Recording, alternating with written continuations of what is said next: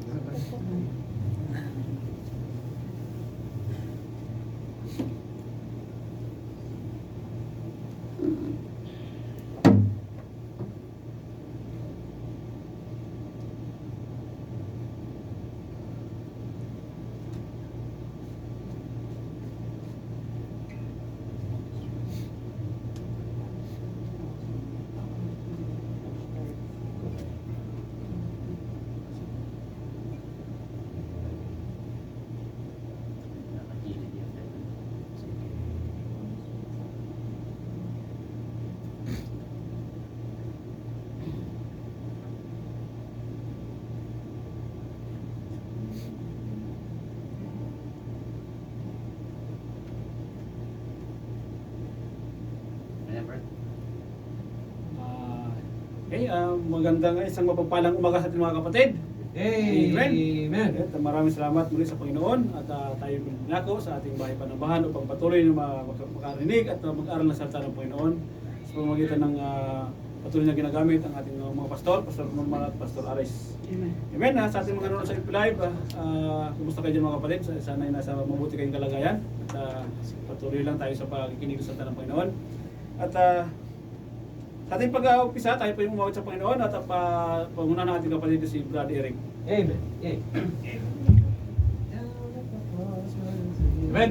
Tayo lahat at tayo awit para sa Panginoon. Amen. Pastirin po natin itong kanta.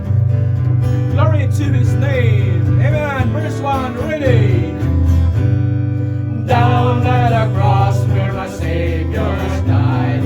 Down where we're cleansing from sin I cried. There to my heart was the blood applied. Glory to His name. Amen. Glory to His name. Glory to His name. Glory to His name. There to my heart was the blood applied. Glory to His name. Verse 2. I am so wondrously saved from sin. Jesus so sweetly abides within. There at the cross where He took me in. Glory to His name. Glory to His name. Glory to His name. There to my heart was the blood applied. Glory to His name. Oh, precious fountain that saves from sin. I am so glad I have been turned in. There Jesus saves me and gives me clean. Glory to His name. Glory to His name. Glory to His name. There to my heart was the blood applied. Glory to His name. Next song please. The last verse. Next song. Amen. Next song. Amen. I am thine, O Lord. Amen. Verse 1. Ready. I am thine, O Lord. I have heard thy voice, and it's all thy love to me. But I love to rise. In the arms of faith. I get closer to me. Draw me near. Amen. Near the blessed Lord to the cross where I was died. Draw me near.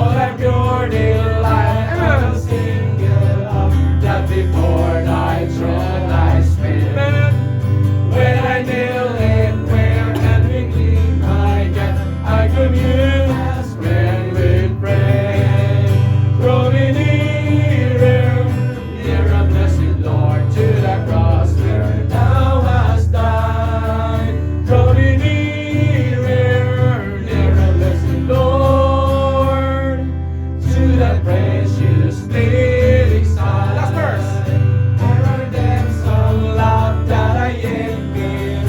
Ere the peace to peace I see. Amen. There are heights of joy that I yet feel rich. There I rest in peace be. Amen. Last verse. Drawing nearer, near the blessed Lord to the cross that has us died. Drawing nearer, near the blessed Lord to the gracious living side. Amen.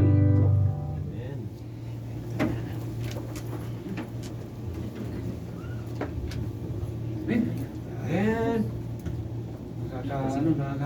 Dagdag power yung sarap kumanta para sa Panginoon. Amen. Amen. Next po, tayo po yung magkakaroon ng isa Bible verse. Amen. Palabultan. Ilang basta lang bultan? Walang John 3:16 na. Brad. Tatlo lang ang ating birthday girl ang mabunot. Bunutin mo ang iyong pangalan at si sister Yung mo. pangalan ng ating birthday. Yes, bunot ka isa. Happy birthday. Pangalan mo rin ang bubulot. Pero, pero Tatlo na ba yan? Okay. Ay, tatlo siya. Tatlo tayo. Para Yung una. exciting. Kay Pastor Aris na lang lagi nagsasalita. Ay, kinakabahan. Walang Jesus whip, ha? At saka yung John 3:16. Babrad, ha? Dapat John 3:18. Pwede yan. Okay, Nick, first ko, mga kapatid, dating mga nanonood sa live, Yan. encouragement po ito para minsan po tayo hindi nakakapagbasa ng salita ng Panginoon, ng Biblia. Eh, Walang At, kopya. minsan, Bawal ang may kopya. bawal na may kopya. Yung puno to, Pastor. Ating mga kapatiran, minsan alam mo, nakakalimut tayo ng minsan sa busy, minsan isang parang ito para tayo makapagbasa ng makapagkakarinig ng salita ng Panginoon. Amen, amen. Ngayon, ang ating una, may letter I ang huli. Ayan Letter S pa lang huli. Ang letter S. Sino kaya yun? Francis. Ramil. Francis. Saris. Francis. Francis. Amen. Diyan si Jesus. Ang planchado yan na. Tuping-tupi. Jesus may graduate. Yung mga favorite verses ngayon, nabas yan ngayon. Mahal na mahal ka talaga, Brad. Hindi, unfair yan. Ang malinaw, nakakulas yun. Maganda ka nga, Brad. Nauna ka eh. Masabi mo yung akin. Hindi na mahirap. Hindi, Pag mas planchado eh. Pag nasabi na, hindi na pwedeng ano hindi na Sige. pwedeng Ben! Pwede makita sa ano. Wala. bawal. Wala ka ba? Bawal. Walang kodigo. Patay tayo. Wala, bawal.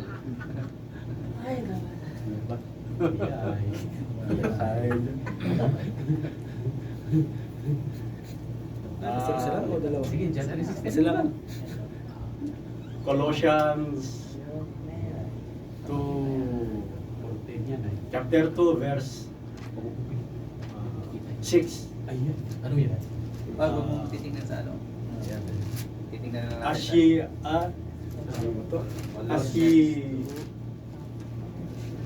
as ye have therefore received Jesus Christ the Lord, so walk ye in Him. Amen. Wow! Bro, Colossian?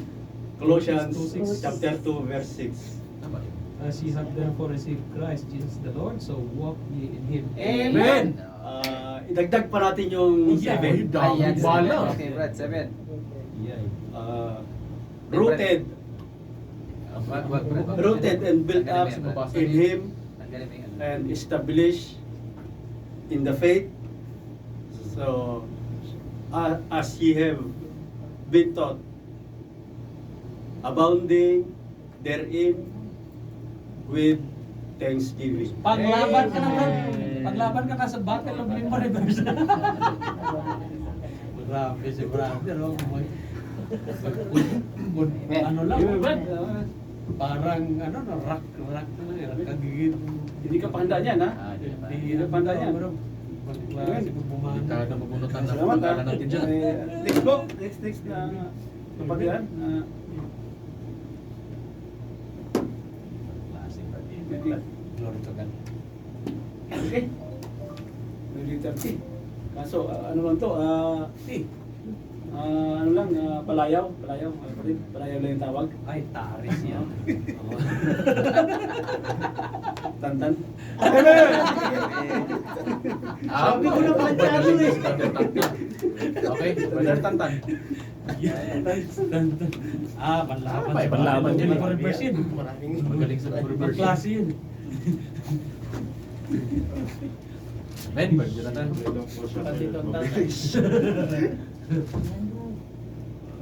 Joshua 1:9 po.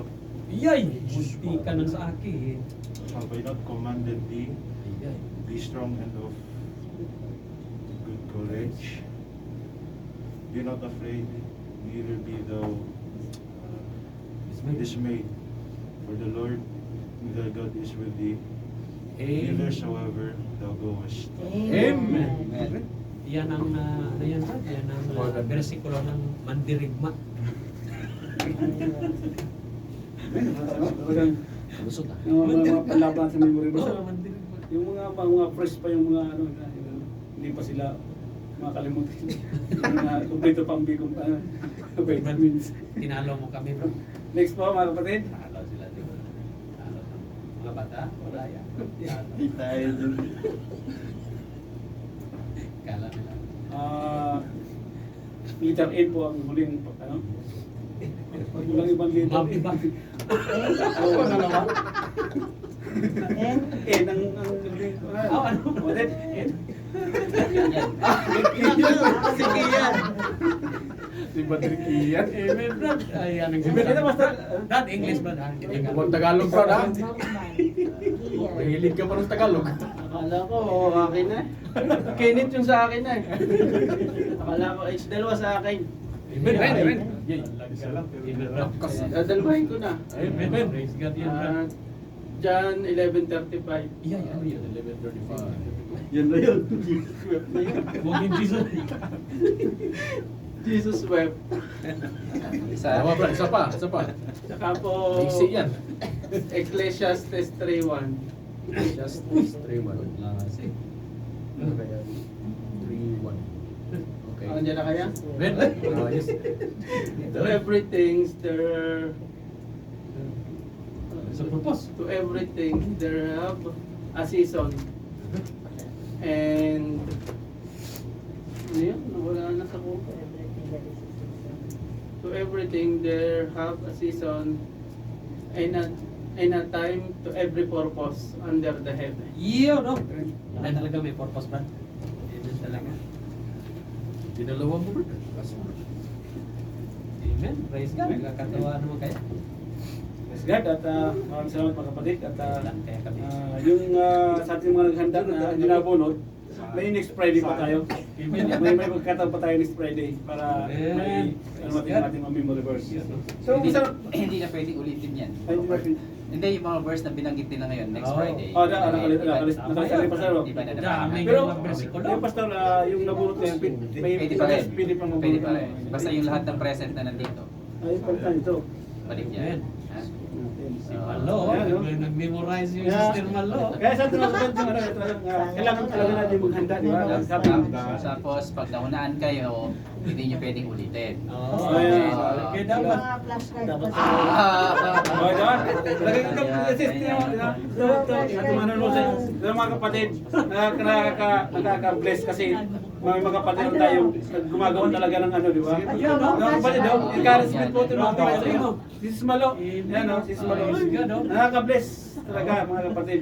Gumagawa pa siya ng ganito para magkanda daw, ano? Pero hindi siya nabunot. Ano? Sige nga, isa lang. Request ba? Request? Sample. Oh, sige, sample lang. Pwede sample lang, sample. Ayan, ayan. Para hindi masayang yung effort. Sample Sige, yan. sample. Sister Manu. Yan, yan. Ano, kapatid, ha? Yan, mga kapatid, ha? Taas mo mga bandila ng mga kababaihan. Good morning. Amen. Hey. Verse ko po, Hebrews 4:12. Yan, amen. Yan ang maganda. Oh. For the word of God is quick and powerful, and sharper than any two-edged sword, and piercing even the dividing asunder of soul and spirit, and of joints and marrow, and a discerner of thoughts and intents with the heart. Yun, no? Amen. Ibang klase talaga. Mukhang may mga barte-barte ng memorable. Yung mga kapatid, talagang ano. Yung ko naman, dami-dami lang. Sa dami-dami yun, walang memorize. Akala ko yung nilagay sa cake yun eh, tapos yung... Next mo, mga kapatid. Bumulog ka din eh. Brad Jojo, next. Brad Jojo, next. Amen, amen. Parang nagkaroon ako ng idea, lagi ko doon sa harap ng ano eh, sa desk ko, lagi ko sa ano, mga burst ano. Ayos yun. Pinagpiyatan ko pa yun, 2 verse lang, pero hindi ako nabunot eh. Ngayon, natawag din mga kapatid sa ating mga Receive Live, patuloy pa tayo mag-aaral sa atin ng Panginoon, at ay ihalin sa atin ng ating pastor, Pastor Aris. Yun.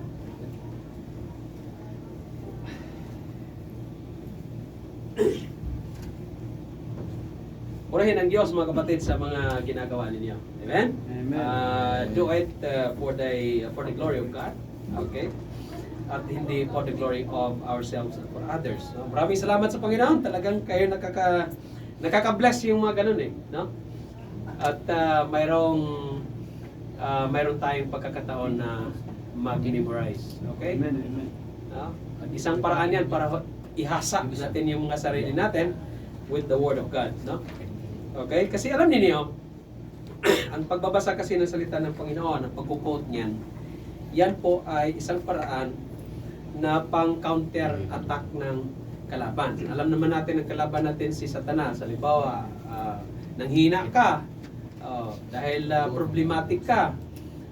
Ang panglaban po noon, katulad ng binanggit ni Brother Jonathan, no? Ang laban natin mga kapatid, parang nasa giyera tayo. Remember, when you have accepted the Lord Jesus Christ as your Lord and personal Savior, you are declaring a war against Satan. And every day in our life is like a war. Okay? So, ganun yon. At ang sinabi ng Panginoon, doon sa sinabi nga ni Brother Tantan, have I not commanded you? Di ba inutusan kita? Di ba? To be as strong and of good courage, neither be thou dismayed. Mga ganun ba? No? Bakit? For the Lord thy God is with thee. Di ba? Yan ang ibig sabihin yan. He will not leave thee, He will not forsake thee. So, ganun yon, no? Ganun ang ating buhay mga kapatid as we continue to serve the Lord, our Lord and our personal Savior. Amen? Amen. So, purihin po ang Diyos. Salamat po sa mga ganyan natin, no? In a year time, talagang marami na kayong mga verses na mamimemorize. At ibig sabihin, marami na kayong bala niyan, no? Okay? I encourage you, pag-aralan niyo rin, i-include niyo sa inyong memory verse yung how to explain the salvation. Amen. Kasi yun, importante yun, in soul winning, no? Okay, mga kapatid, amen, praise God. Before we start, we will pray. Our Heavenly Father, once again, Lord, we thank you, God, for today, for giving us this wondrous day, oh God. We are here. Once again, we are gathering together to study thy words. We ask, oh God, for the forgiveness of all the sins that we have committed against you, and cleanse us, oh Father, from all the sins that we have, for all the unrighteousness that we have done. And guide us. And at this point of time, as we study thy words about bibliology, that it is inspired by you, O God, Theon Eustace, we are praying to guide us through thy Holy Spirit of promise so that we understand thy words. In all these things, we thank you and we pray in the precious name of Jesus Christ, our Lord and personal Savior. Amen. Salamat po kapatid. Amen. Balik sa ating pag-aaral. Okay. So, ano uli yung Theopneustos? God breathe. Okay? Anong purpose ng God breathe? In order for the Word of God is without error. Kasi ang salita ng Panginoon ay nagmula po yan sa Kanya. Amen? Ang mga tao, ang mga writer ay ginamit lang ng Diyos para sumulat. Alright? So, ganun po yun. No? It is inspired. The word is inspired by God. Ibig sabihin, hindi yung mga sumulat noon, hindi inspirado na sumulat dahil may mga mahal sila sa buhay. Hindi ganun ang meaning noon. Okay? Ang meaning niyan in the Greek word is theopneustos. Ibig sabihin, God breathed at pag huminga ang Diyos. No? Even in the Old Testament, doon sa Garden of Eden, when God breathed in His nostrils, ay may nabubuhay. Amen? Okay? Ano siya? No? Alright. And God breathed the books of Torah. Okay? The books of Torah means the Pentateuch, the first 5 books of Moses, the Genesis, Exodus, Leviticus, Numbers, and Deuteronomy. And then, now, sa pag-aaral natin last week, ay God breathed also, kumbaga, in-inspired ng Diyos ang salita niya, yung mga former prophet books, yung mga historical books. And that started in the book of Joshua. Okay? Books of Joshua, Judges, Ruth, Esther, Joshua, Judges, Ruth, 1st and 2nd Samuel, 1st and 2nd Kings, 1st and 2nd Chronicles, Ezra, Esther, Nehemiah, and Esther. Okay? Alright? So, ganun po yun, no? Hinihingahan din ng Diyos yan. Yun ang tinatawag na, yung historical books na yun, tinatawag na former prophets. Okay? Former. Nauna. Hindi yung former president na ganun, dati, ganun. Hindi. Nauna. Kasi may latter, yan, katulad yung latter prophets. Okay? May latter prophets. Latter prophets means yung the prophetic books starting from Isaiah unto Malachi. Yun yung mga prophetic books. Okay? Pero yung former prophets and then the latter prophets yung mga prophetic books. Okay? Nahati at ang prophetic books naman nahati din yun sa dalawa. Major prophets or major prophecy, hindi major prophecy, sorry. Major prophecy at saka minor prophecy. Okay? Ganon ang pagkahati din sa prophetic books. And then, when God breathed, when God inspired His word, it will start on, para mapatunayan talaga na yung salita ng Diyos ay hindi nagmula sa tao, makikita mo sa mga sinasabi ng mga writer ay, "Does the Lord say it?" Sinabi ng Diyos, or the words of the Lord came into my mouth. So yung mga ganon, sinasabi talaga na yung salita ng Diyos hindi nagmula sa kanya, sa writer. Tama? Or the word of the Lord directly come to me saying, ganito ganyan, no? Okay? Alright? Ganon ang papaano isinasakatuparan ng Diyos yung kanyang salita. Okay? Kasi hindi naman siya po pwedeng bababa at sumulat mismo sa kanyang mga kamay. Lahat ng mga salitang ito, hindi naman gagamit siya ng tao eh.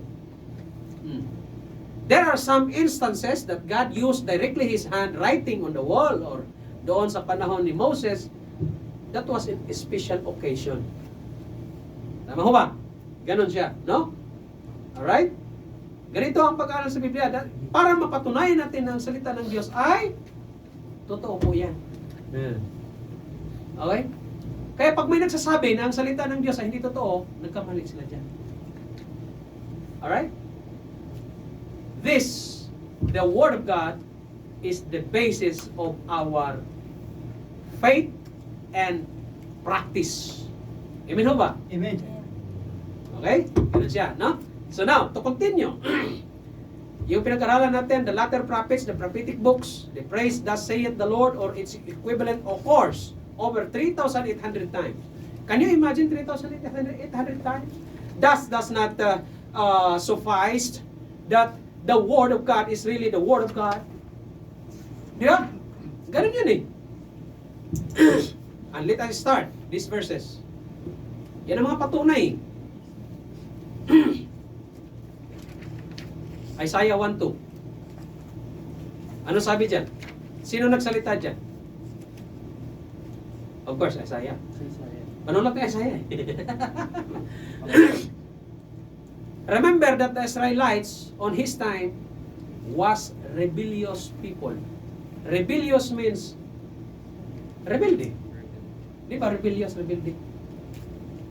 Kung anong iutos ng Panginoon, sinusuway. Kaya ang sabi ng Panginoon, hear, O heavens, and give ear, O earth. For the Lord hath spoken. I have nourished and brought up children, and they have rebelled against me. Sabi niya, pakinggan mo. Yung mga, tingnan mo yung sabi ng Panginoon ha, ang mga kalangitan may head, may ear, at ang mundo may ear.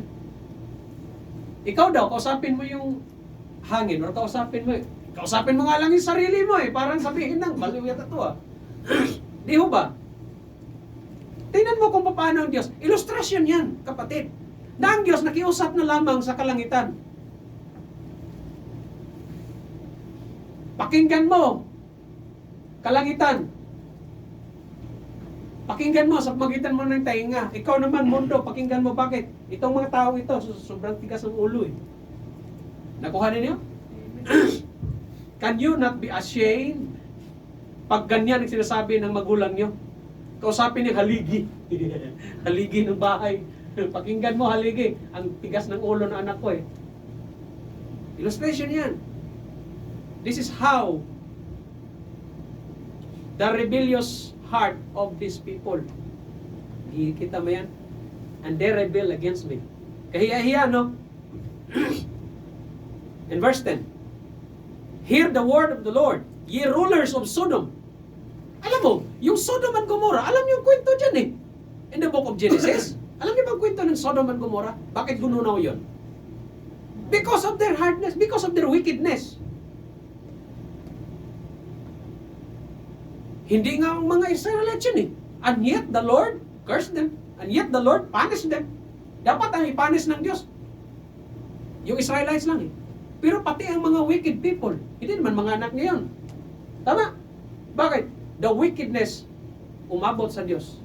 At alam mo, ang isa doon na nahalo sa mga taong yon, si Lot ang pamangkin ni Abraham. Tama? Amen. Una, ang sabi nga ng Diyos, sabi ni Abraham, sige, dumami na tayo eh.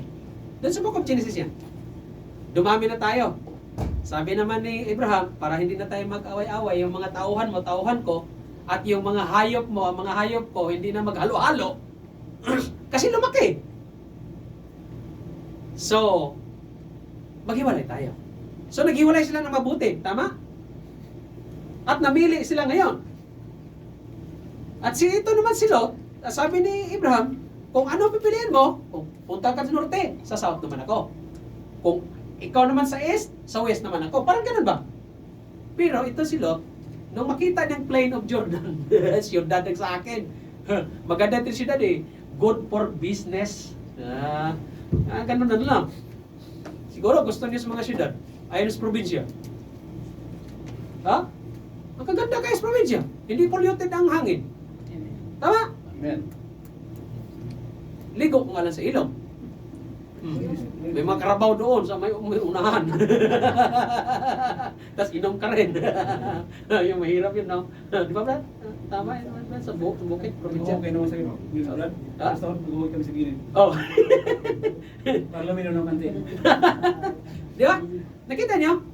Ito si Lot, sabi na ito, siyudad sa akin. Plain of Jordan. O, doon lang siya. At alam mo ba, kalaunan, nandun siya sa doon na siya sa gate. Kalaunan ng buhay niya, nandun na siya sa loob. Si Lot, mga kapatid, ito po yung tao na mananampalataya na na-compromise. Okay? Na-compromise siya. Kung anong buhay doon sa compromise siya. Mga kapatid, kayo mag-ingat din kayo kung saan kayo titira. Baka mamaya kapaligid sa inyo puro mga prostitute. Brad, di ba? Ganda naman eh. Oh, dadahilan ka pa. Oh, di ba yung mga ganon? Baka nakapaligid mo, puro sa bungiro. Sabong dito, sabong doon, ganito. Or mga adik-adik, ganito, ganyan. Kaya mag-ingat ka rin eh. Di ba? Ganon ang nangyari ni Lot. And the Sodom and Gomorrah was been punished by God. Ano? Ulan ng apoy. Tama? At ang pinakasukdulang kasalanan nila, noong bumisita ang Diyos sa magitan ng mga angel, ang sabi ng mga taga Sodom and Gomorrah, saan na yung bisita mo, Lot? Ang pugi nun, ang gwapo nun na. Nagustuhan. Kasi, mga bading. Okay? Kaya ayaw kong mga lalaki dito, mga bading-bading kayo ha? Oh. Hindi, no? Oh. We do not believe on sodomites, on lesbians. No. That's why Sodom and Gomorrah is cursed, punished by God because of it. Okay? Wickedness yan. Gusto niyo basahin natin sa Book of Deuteronomy, Book of Exodus, Book of Leviticus. Sinabi na dyan, huwag kang makipagtalik sa kapwa mo lalaki, sa ikaw babae, sa kapwa mo babae.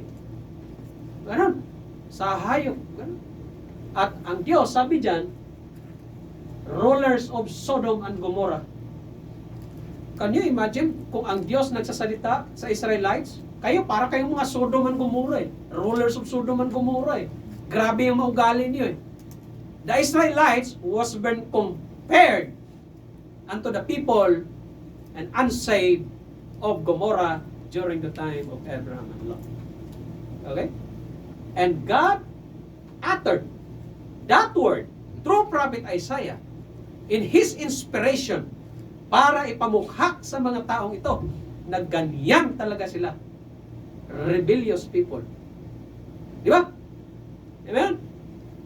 Kaya hindi natin pwedeng pamarisan yan. Pag sinabi ng Diyos, lagi nating tandaan, ang sinulat ng Diyos noong unang panahon for our learning. Para tayo matuto. For our learning. Para matuto tayo at maalaman tayo sa salita ng Panginoon. Amen? Isaiah 8:1, moreover, the Lord said unto me, take thee a great roll, and write it in with man's pen, concerning Maher Shalal Hasbas. Alam mo ito yung salita ito? Maher Shalal Hasbas.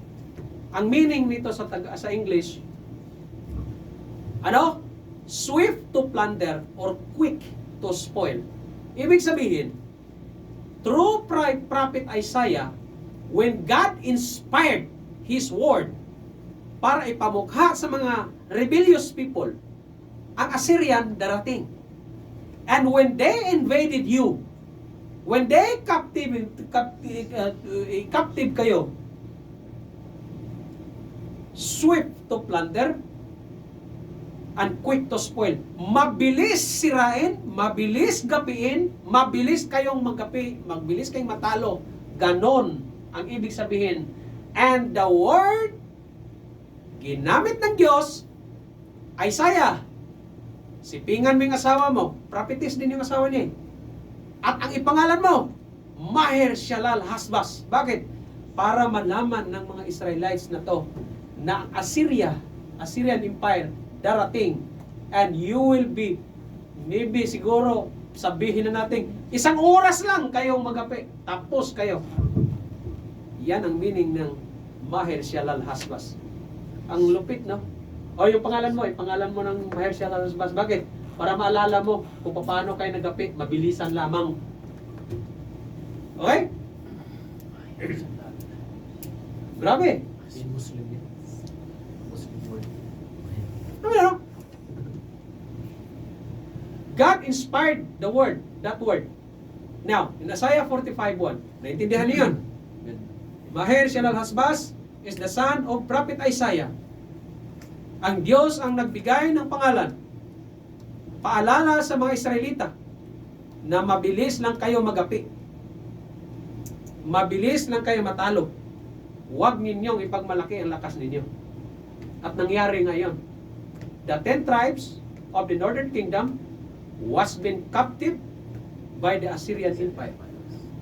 Tama? Oh. Anong dahilan? Rebellious heart.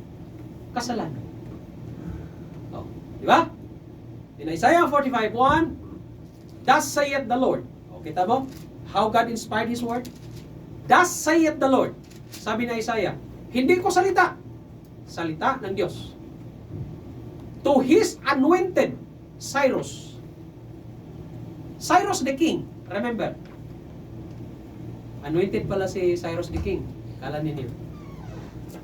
Okay? Si Cyrus the king, kapatid, kung alala ninyo, siya po ang nagbalik.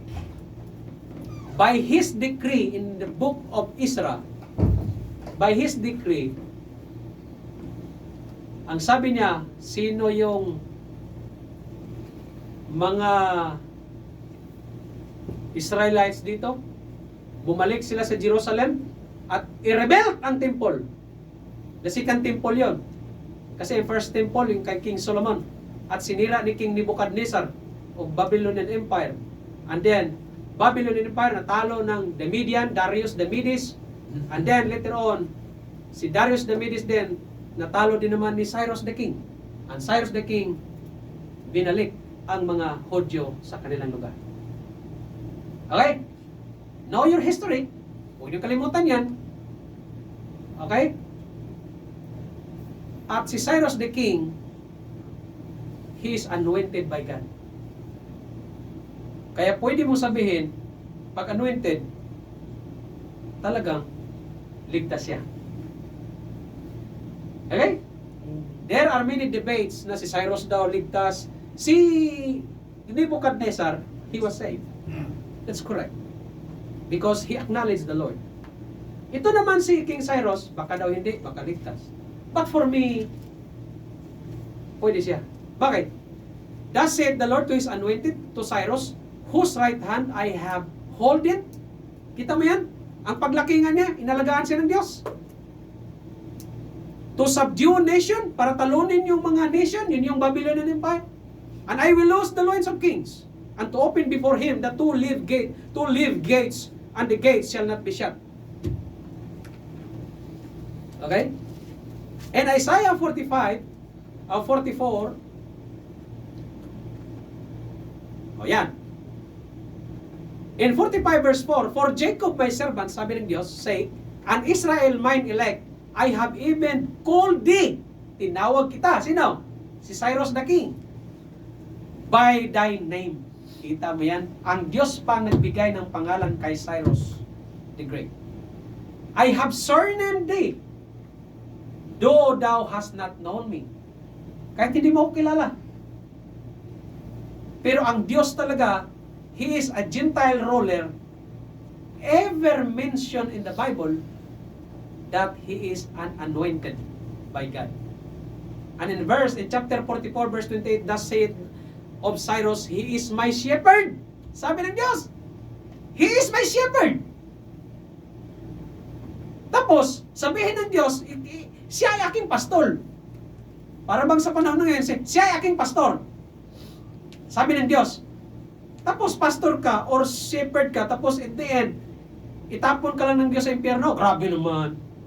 Di ba? Hindi po pwede. Kaya pwede mong sabihin, naligtas yan. And shall perform all my pleasure, sabi ng Diyos. Even saying to Jerusalem, thou shalt be built. Nasira ang Jerusalem, di ba?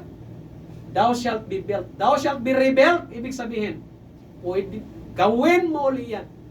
And to the temple, thy foundation shall be laid. Oh, klaro? Ano yan? Simple lang naman maintindihan ang salita ng Panginoon. Pahirapan po ba yan? Oh. Di ba? In Isaiah 51. Okay. Now, so, that's how the Lord inspired His word. Isaiah said, even to Cyrus the king, ganito, ganyan, ganyan. Kaya sinabi talaga ng salita ng Panginoon, hindi nagmamula talaga sa mga propeta lamang, sa writer lamang. Bakit? Galing ng Diyos yan. Okay? Di ba? So, naunahan niya. Ang salita ng Panginoon, hindi talaga basta-basta. Salita ng Diyos yun eh. Amen. Now, in Isaiah 51, how the Lord inspired this word. Thus saith the Lord. Again, sabi ng Diyos. Sabi ni Isaiah, where is thy bill of your mother's divorcement? Alam mo, God, on this verse, He inspired His word regarding marriage. Even regarding marriage, mga kapatid. Oh. Alam niyo, paboritong subject nito eh. Divorce. Oh. Paboritong ano yan eh. Paboritong subject natin. Divorce, annulment, marriage. Okay. Huwag kayo kapatid. Dahil tayo, inaral natin ito ng gusto, minaster ko tong marriage eh. Oh. Para kaya kong magbigay ng counsel about the marriage people. Alam niyo, ang marriage mga kapatid, marriage is a perfect illustration of your relationship unto God. Ang pag-asawa ay sakto at tamang ilustrasyon, tamang larawan ng iyong relasyon sa Panginoon. Amen. Gusto niyo pakita ko sa inyong bersikulo niyan? Oh. Sabi nga ng Diyos eh, sa mga Israelites, though I am their husband. Sabi ng Diyos, sa mga Israelites, husband siya, kapatid. Asawang lalaki. Bakit? It is not talking about fleshly relationship, but it is talking about your relationship unto me spiritually. Ang asawa mo, mahirapan ka talagang mahalin yan pagka yan ay pumangit na dahil dumami ng anak, pagka wala kang pagmamahal sa Diyos. Unahin mong pagmamahal sa Diyos para kaya mong mahalin ang asawa mo. Oh, tama po yun. Oh, at sa New Testament, kapatid, napakaliwanag yung turo ni Apostle Paul about marriage. Tingnan mo ang Diyos, oh. Sabi niya, where is thy bill of divorcement? Israelites. Your mother's divorcement. Lord, teka ha, puntahan ko muna. Mama, sana yung ano, hinihiwalayan ka ni Papa, di ba? Whom I have put away? Or which of my creditors is to whom I have sold you? Para bang ang marriage mo, taken for granted, at yung asawa mo, pag may problema ka sa mga utang, ganito, ipambayad mo. Bininta mo. Ganun ba ang pag-treat natin sa mga pamilya at sa asawa natin? Grabe, no? Ang Diyos na nanghingi, saan ang bill of divorcement?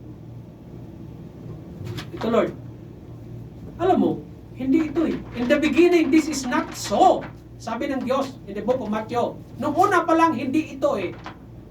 Bakit may ganito? Because of your hardness of your head. Di ba? Hindi ito. Pag ibigay mo sa Panginoon, yan ba? Yan ay pakita mo sa akin. Yan bang tama? Sa harapan ng Diyos? Bill of divorcement? For God hate put it away, wife, sa Malakay. Oh, pag ipakita mo yan, sabihin lang ng Diyos, ikaw, kaya nangyari yan, dahil sa katigasan ng ulo mo eh. Nasa book of Matthew yan. Tama? Di ba? Amen? Amen. Paborito niyong divorce, no? Behold, for your iniquities have ye sold yourselves, and for your transgression is your mother put away. Hiniwalayan mo yung asawa mo, hiniwalayan mo yung nanay mo, hiniwalayan ang tatay mo. Why? Naghanap ka ng ibang babae? What do you think? Naghanap ka ng ibang lalaki? What? Why you do that? Di ba? Sakit, no? This church doesn't believe in divorce or annulment. Okay? Amen. Amen.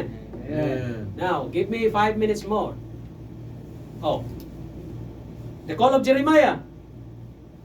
How God inspired His word through prophet Jeremiah. Jeremiah 1:4. Then the word of the Lord came unto me saying, oh, kita mo yan? Even Prophet Jeremiah, hindi salita ng Diyos. Hindi kay Jeremiah. Sabi ng Diyos, before I formed thee in the belly, nung doon ka pa lang sa sinapupunan ng iyong ina, kita mo yan? This is how God formed us. This is how God formed Jeremiah. Kaya ang pag-form sa'yo, marvelously yan. And wonderfully yan. Amen. That is already a given godly principle by God na ang union ng mag-asawa, ang resulta po niyan is the heritage of God. Yun yung mga anak. Sadly, may nangabungi, may nangasira, ganito, ganyan. Bakit? Imbis na marvelously ang Diyos sa paggawa ng bata, pumasok yung ginagawa mo. Nandyan yung uminom ng gamot, nandyan yung uminom ng sitotik, nandyan yung uminom ng mga mapapait, nandyan yung gagalaw-galaw hanggang sa masira ang bata sa tiyan. Hindi nag-iingat ba? Now, how can you say now it will be marvelous? Marvelous yan, pero anong ginawa mo? Di ba? Tama? Amen. Tapos sabihin, Brad, marvelously ang anak ko. Pagtingin mo sa anak mo, pungkol-pungkol, putol-putol, o ganito ganyan. Marvelously ba yan? Can you call it marvelously? You start to question why. Ang Diyos, ginawa tayo according to His image. Amen. Putol ba ang kamay ng Diyos? Hindi. Pulyo ba ang Diyos? Hindi. Bulag ba ang Diyos? Hindi. Bakit nagkaganyan ang bata? Tama? Amen. Oh. Sabi ng Diyos, before I formed thee in the belly, I knew thee. Kilala ng Diyos si Jeremiah kahit sa sinapupunan pa lang. And before thou camest forth out of the womb, I sanctified thee. Sanctified thee means inihiwalay kita. Pinabanal kita. And I ordained thee a prophet. Kita mo yan sa tiyan pa lang. Ordinado na si Prophet Isaiah to be a prophet. To lament. Lament means magnanangis. Di ba may book of Lamentations? Si Jeremiah din yun eh. To lament. To prophesy against this rebellious people. Sino? Israelites. Tama? Then said I, Lord God. Sabi ni Prophet Jeremiah, behold, I cannot speak, for I am a child. If you began to act like a child when you talk to God, sigurado, ang Diyos pakinggan ka. But if you began to talk to God like, Lord, ano ba ang gusto mo? Parang ganun ba? Kaya ko yan. Mga ganun ba? Alam mo kapatid, pag lumapit ka sa Diyos, parang bata, humble. Yan. Pero pag lumapit ka sa Diyos, tigas-tigas ka, parang lalapit ka sa tatay mo, Tay, bigyan mo akong Panginoon. Okay. Parang, galing mo ah. Sampalin kaya kita dyan. Sipain kaya kita dyan. O, di ba? Pero pag lumapit ka sa'yo, Tay, kailangan po ako po, ganito, ganyan. O, ano man na? Pambihira, di mo sinasabi sa akin. Ano, kailangan mo? O, credit card. Ganun lang, parang si sister. Sister. Ganun lang, no? Di ba? Ganun, di ba? Di ba? Ganun ang Panginoon, mga kapatid. Di ba? In Jeremiah 1:7, but the Lord said unto me, saying, not, I am a child, for thou shalt go to all that I shall send thee. And whatsoever I command thee, thou shalt speak. Kung anong utos ko sa'yo, yan ang sasabihin mo. Be not afraid of their faces. Huwag kang matakot sa pagmumukha ng mga yan. Oh, Lord, balbasado eh. Kakatakot eh. Parang Afgan lang eh. Sabi ng Diyos, no, huwag kang matakot eh. So, do not afraid of their faces. Mukha lang yan. Pero pag tinwist ko yung mga yan, wala yan. For I am with thee, sabi ng Diyos. I will deliver thee, saith the Lord. Pwede mo i-claim yan, no? As your memory verse. Then the Lord put forth His hand and touched my mouth, and the Lord said unto me, behold, I have put my words into thy mouth. Jeremiah, kapatid, yung salita ng Diyos, hindi nagmumula lang din kay Jeremiah. Nagmula sa Diyos yan. Hindi nagmumula kay Jeremiah yan. This is how God inspired His word. Amen? Di ba? So without error, pagsalita ng Panginoon, that is the word of God. Cannot be debatable, cannot be questioned. Bakit? Ito na yung mga panulat na, sila na nagsasabi. Susulat ako, sabihin ni Jeremiah, ito yung word na sabihin ko sa inyo. Ganitong gawin niyo. Wala naman yun. Kundi sinabi niya, the word of the Lord came into my mouth. Tama? Amen. Amen? 5 minutes more pa? Kaya? Kaya niyo ba? Okay. Jeremiah 2:1. Jeremiah 2:1. Moreover, the word of the Lord came to me saying, yan na naman tayo. Tama? Salita ng Diyos yan. Go and cry in the ears of Jerusalem, saying, thus saith the Lord, I remember thee, the kindness of thy youth, the love of thine espousals, when thou wentest after me in the wilderness, in a land that was not sown. Kapatid, ito po yung tinutukoy, mga kapatid. Alam mo, ang Israelites, when they follow the Lord God, doon nag-umpisa sila sa Egypt at patungo sila sa Promised Land. Even nung sumunod sila, it pictures their faith. But along their way, ano nangyari? Kaya pinapaalala through ng Diyos sa magitan ng Jeremiah, alam nyo, nung una, I remember thee, kindness of the youth, ang kabaitan noong kabataan niyo pa. You're very kind. Mabait kayo nung una. And then, the love of thine espousals, ang pagmamahal mo sa pag-aasawa. Pero ngayon, ano nangyari? Yan ang ibig sabihin yan. Anong nangyari sa inyo? Una, napakaganda. Napakaganda ng arangkada mo. Napakaganda ng umpisa. Pero kalagitnaan, tumigil ka. Parang ganun lang yan. Ang ganda nung umpisa, hindi ka nag-absent sa pagsisimba. Kalaunan, nawala ka na. Pambihira. Tapos sabihin mo, 5 years ka ng pagiging ligtas? Dapat, ang pagiging anak ng Diyos or paglakad natin sa harapan ng Diyos, baitang grade 2, grade 3, grade 4, grade 5, paakyat ng paakyat. Hindi yung umakyat, bumaba ka na naman.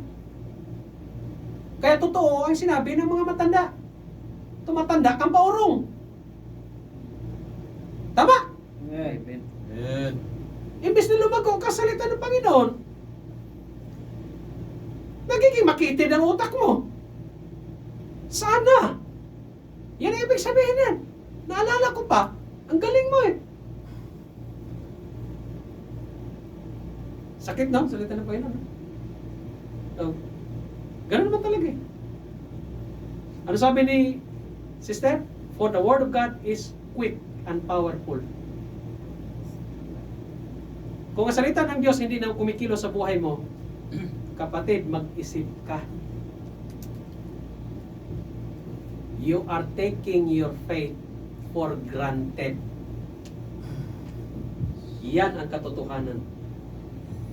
Ginawa mong komedi ang pananampalataya mo. Ginawa mong komedi ang sarili mo. Oo. Ganon. Amen, mga kapatid? Amen. So next week naman yung iba.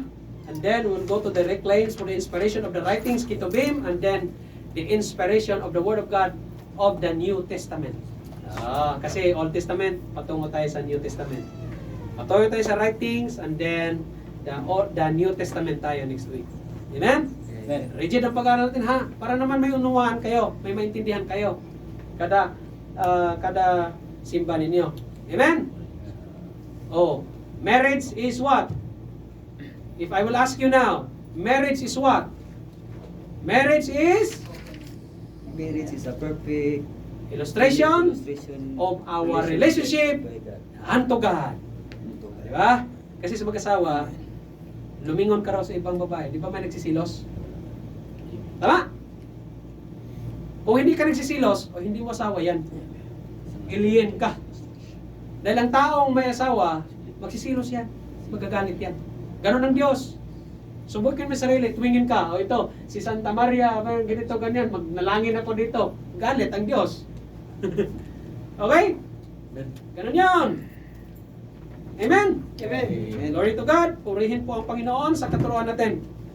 Let us pray. Our Heavenly Father, once again, Lord, salamat sa iyong salita. How you inspired the Word of God through Prophet Isaiah, Prophet Jeremiah, and Prophet Ezekiel. Lord, next week, patuloy kami mag-aral. Pagpalain niyo po kami at gabayin niyo po ang iglesia. In all these things, we thank you and we pray in the precious name of Jesus Christ, our Lord and personal Savior. Amen. Amen. Amen, mga kapatid. Break time. Perfect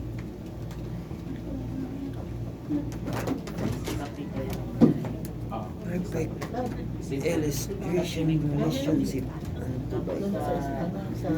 In life. Jojo wala.